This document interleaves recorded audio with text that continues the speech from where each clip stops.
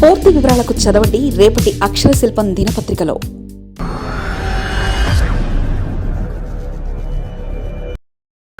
మధ్యతరగతి నడ్డి విరుస్తున్న మోదీ, సామాన్యుడిపై పన్నులు బాదుడే బాదుడు. కేంద్రం ఎన్ని చెప్పినా చేస్తుంది మాత్రం అదే. పన్నుల రూపంలో సామాన్యుడి నుంచి మొత్తం లాగేస్తూ పన్ను వసూళ్ల ద్వారా రాబట్టుకోవడంలో టాప్. దాదాపు దశాబ్దన్నర పాటు కేంద్రంలో అధికారంలో నరేంద్ర మోదీ ప్రభుత్వం ఉంది. భారతీయ జనతా పార్టీ అధికారంలో ఉన్న దగ్గర నుంచి నేటి దాకా ఎన్నో రకాల ఆర్థిక సంస్కరణలు జరిగాయి. నగదు రద్దు నుండి నగదు బదిలీ విషయంలో మారుతున్న లావాదేవీలు, అటు జీఎస్టీ, ఇతరత్ర పన్నులు, టెక్నికల్, డిజిటల్ పేమెంట్స్, చాలా రకాలుగా విప్లవాత్మకమైన మార్పులు వచ్చాయి. అయితే ఎన్ని చేసినా సరే మోదీ ప్రభుత్వం పదే 15 ఏళ్లుగా చేస్తున్న తప్పు ఒకటే: సామాన్యుడి మధ్యతరగతి ప్రజల నుండి పిండేసుకోవడం. పన్నుల రూపంలో, ట్యాక్స్ల రూపంలో మోదీ ప్రభుత్వం 15 ఏళ్లుగా సామాన్యుడి నుంచి భారీగా లూటీ ఢీటీ చేస్తుంది. అటు కార్పొరేటర్లకు మాత్రం బాగా ఉడిగం చేస్తుంది అన్నది యథార్థం.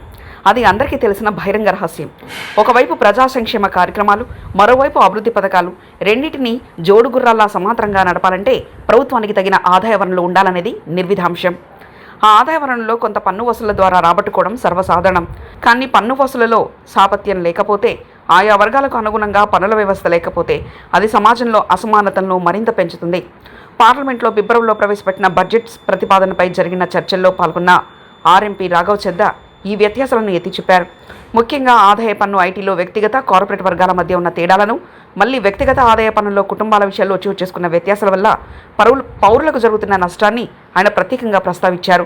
పన్ను వ్యవస్థలో ఆ డల్లతనం వల్ల కార్పొరేట్ వర్గాల కంటే సామాన్యులకే ఎక్కువ ఐటీ చెల్లిస్తున్న పరిస్థితి దాపురిచ్చిందని చద్దా ఆవేదన వ్యక్తం చేశారు. కేంద్ర ప్రభుత్వం పార్లమెంటుకు సమర్పించిన తాజా బడ్జెట్ లెక్కల ప్రకారం దేశంలో కార్పొరేట్లు చెల్లించే ఐటీ ఆదాయ పన్ను కంటే సామాన్యులు ఎక్కువ ఆదాయ పన్ను చెల్లిస్తున్నట్లు వెల్లడవుతుంది.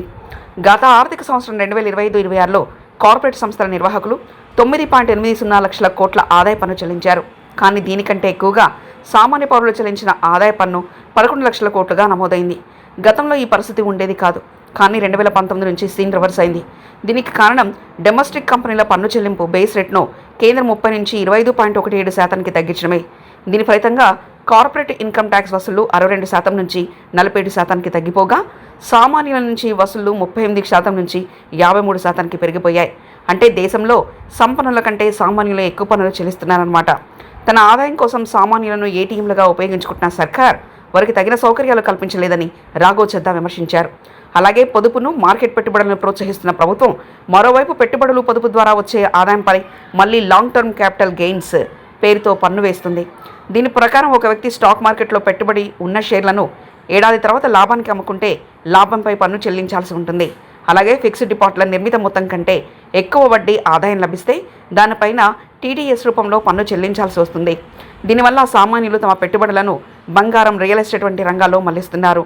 ఈ రంగాల్లో స్థిరత్వం ఉన్నందున నష్టపోతున్నారు. ఈ పరిస్థితుల్లో సామాన్య మదుపరులను పన్ను భారం నుంచి మినహాయించాలని రాఘవ్ చద్దా డిమాండ్ చేశారు. ఒక వ్యక్తిగత ఆదాయ పన్ను చెల్లించే విషయంలో ప్రస్తుతం అమల్లో ఉన్న ఇండివిజువల్ ఐటీ ఫైలింగ్ అంటే ఎవరికి వారు వేరువేరుగా ఆదాయ పన్ను చెల్లించే విధానం వల్ల ఒకే తరహా ఆదాయం ఉన్నప్పటికీ కుటుంబాల పన్ను చెంపులో ఇంత వ్యత్యాసం కనిపిస్తుంది. దీనివల్ల కొన్ని కుటుంబాలు లాభపడుతుంటే మరికొన్ని కుటుంబాలు అదనంగా పన్ను చెల్లించాల్సి వస్తుంది. ఇది ఎలా జరుగుతుందో సోదాహరణంగా చద్దా వివరించారు. ఓ కుటుంబంలో భార్యాభర్తలు ఇద్దరు సంపాదన పరులే. ఇద్దరు చెరో 10 లక్షలు చొప్పున 20 లక్షలు సంపాదిస్తున్నారు. మరోవైపు కుటుంబ ఖర్చులను కూడా షేర్ చేసుకుంటూ ఆర్థిక భారం నుంచి తప్పించుకుంటున్నారు. వీరిద్దరు కలిసి ఒకే ఇంట్లో ఉంటూ కుటుంబ ఖర్చులను చెరిసగం భరిస్తున్నప్పుడు ఇన్కమ్ ట్యాక్స్ విషయానికి వచ్చేసరికి ఎవరి ఆదాయం వారే చూపించుకోవాలి. అంటే భార్య ఖాతాలో 10 లక్షలు, భర్త ఖాతాలో 10 లక్షలు ఆదాయంగా కనిపిస్తుంది. ప్రస్తుత ఆదాయ పన్ను లెక్కింపులో 12 లక్షల స్టాండర్డ్ డిడక్షన్ అమల్లో ఉంది. అంటే ఓ వ్యక్తి ఆదాయ పన్నులో 12 లక్షల వరకు మినహాయించి మిగిలిన మొత్తానికి పన్ను లెక్కించి వసూలు చేస్తారు. ఈ లెక్కన ఇక్కడ భార్యాభర్తలు ఇద్దరు ఆదాయం వేరువేరుగా చూస్తే 12 లక్షల స్టాండర్డ్ డిడక్షన్ అంటే తక్కువే ఉన్నందున వారిద్దరు పైసా పన్ను చెల్లించక్కర్లేదు. అదే సమయంలో మరో కుటుంబ పరిస్థితి చూస్తే ఆ కుటుంబంలో పురుషుడు ఒకటే సంపాదన పరుడు, భార్య గృహిణిగా ఉంటూ ఇల్లు, పిల్లలు ఆలనా పాలన చూస్తుంది.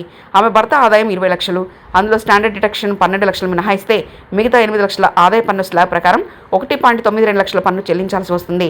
అంటే సింగిల్ ఐటీఆర్ ఫైలింగ్ విధానం వల్ల ఒకే ఆదాయం పొందుతున్న ఇద్దరు సంపాదన పరులున్న కుటుంబాలు పూర్తి పన్ను రాయితీ అనుభవిస్తుంటే, ఒకటే సంపాదన పరులున్న కుటుంబాలు భారీగా పన్ను చెల్లించాల్సి వస్తుంది. దీనికి కారణం ఇండివిడ్యువల్ ఐటీఆర్ ఫైలింగ్ విధానమే. కానీ అమెరికా, యూకే, ఫ్రాన్స్, జర్మనీ వంటి అభివృద్ధి దేశాల్లో వివాహిత జంటలు ఉమ్మడి ఐటీఆర్ దాఖలు చేసే వెసులుబాటు ఉందని, భారత్ కూడా దాన్ని అమలు చేయాలని ఆయన కోరారు. రాఘవ చెద్దా ప్రతిపాదనకు ఆర్థిక నిపుణుల నుంచి కూడా మద్దతు లభిస్తుంది. Institute of charts account of India ICAI కూడా ఇలాంటి ప్రతిపాదనని గతంలో ప్రభుత్వం ముందు పెట్టింది. దీన్ని అమల్లోకి తెస్తే కుటుంబ స్థాయిలో ఎక్కువ పన్ను మినహాయింపు లభిస్తుంది. మరిన్ని కథనాల కోసం సబ్స్క్రైబ్ చేసుకోండి మీ అక్షర శిల్పం. పూర్తి వివరాలకు చదవండి రేపటి అక్షర శిల్పం దినపత్రికలో.